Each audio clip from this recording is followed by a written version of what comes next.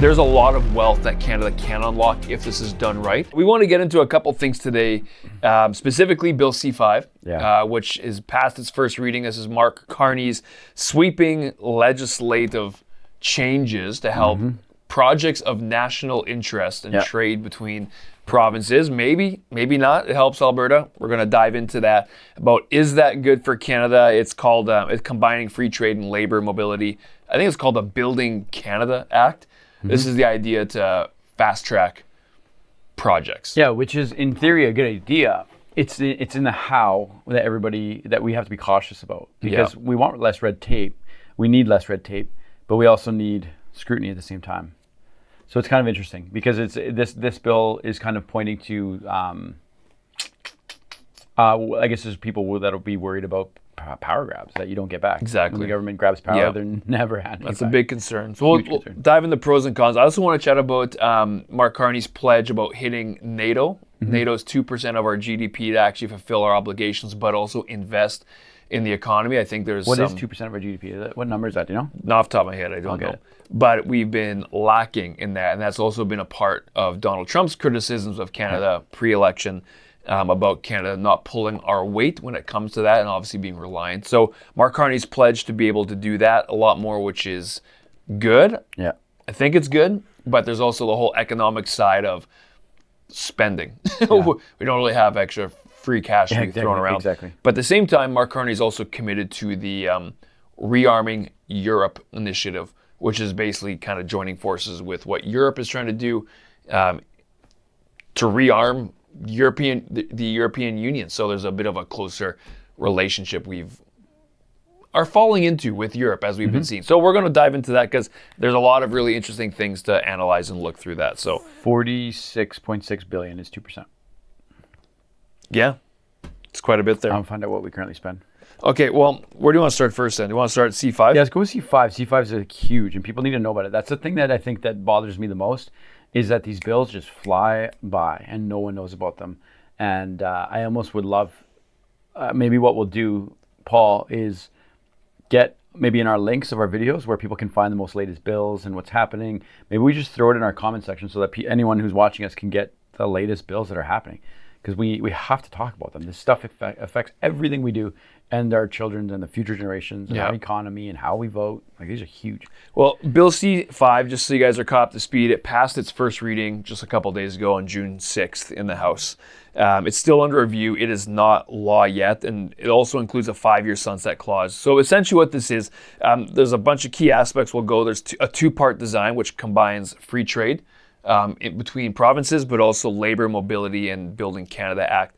So projects that are in the national interest of Canada could get expedited a lot faster. I think on average you're saying What it takes does that mean, though? 5 years. Their goal is 2 years to be a lot quicker to approve projects and also to get them incredibly done. long. Still think about 2 years from now. Yeah, it's insane.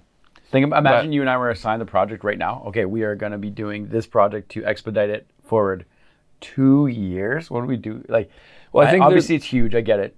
And there's a lot of parties because, again, federal, you also have to deal with provincial. You got to deal with First Nations groups. You got to deal with there's a lot. So I get the reduction. 5 years is insane. 2 years, like I do feel that we can expedite it a lot faster than that if people are willing. If it's truly in the national interest. Yeah. But this 5 years takes us to the beginning of COVID, right now. Yeah, I know.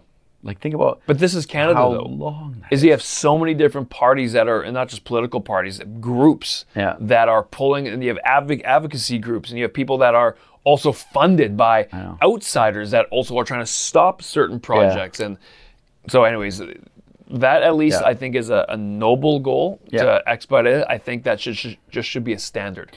Let's try to approve good projects fast. But the question that I have, though, is like, who's deciding what's the good project? Well, cabinet will be. I know, and so it's going to come down to cabinet. So what is the criteria? You know what I mean? And they obviously vote and argue over it all. Yeah. So that's the questions I have. Is because, again, in the polarized political world that we're all so used to right now, nobody can agree on anything. We can't agree on what color is what. Like, it's just like you can't. I know. Nothing. Well, one of the critiques I have of the bill is that there's a lot of vague language in there. Yeah. And again, it's going to come down to the how, and also it's going to come down to the trust. What do we have with our politicians in the House as they do the first reading, which it passed. So there's going to be revisions, and they go back to the second reading, and in theory they'll go through the whole proper process. But we'll see. Obviously, they're going to focus on energy. They're going to focus on infrastructure. I hope they're going to focus on pipelines and also rare earth minerals. Like if that's a big part of it, there's a lot of wealth that Canada can unlock if this is done right. The major concern I have is and specifically looking at it from an Alberta perspective, because Premier Danielle Smith did say, I think she was in general she approved it, or generally she's in support of it because it could help expedite. Move things forward. But she did state that it's going to be really important to see how does this language and how does this work with Alberta's natural resources, our oil and gas, because Mark Carney's language has talked about only transporting decarbonized energy. And we've talked briefly about that in itself is a whole hot mess. That's not going to be something that's going to be quick. So we're going to have to see that. Extremely long, even if they were to start today, it would be 10 plus years until they were able to pull any of that off. If they truly wanted to be able to get Alberta energy into a place where it's decarbonized. If everything was approved right this second, like done. You know what I mean? At this rate, you can approve something for 5 years. So if they decided, let's move on this, 5 years approval, then once it's approved, then 10 years to build a nuclear plant or something. That's 15 years from now. Like it's impossible.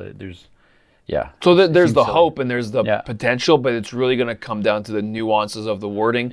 But also at the same time, can you really take right now Mark Carney's government at their word, because it's full of a cabinet that was part of Justin Trudeau's cabinet who were anti building new pipelines. Bill C-69 still has to be removed. That's the no new pipelines bill. If you actually want to see economic output from our Alberta, Canada's natural resources, specifically Alberta's oil and gas, that there is some inconsistencies. They don't level off those two, right? This is great, we want to build it, but then there's other language that really has to be shifted. So again, there's not really, in my mind, this is progress in the sense of making projects faster because we need pipelines to go through.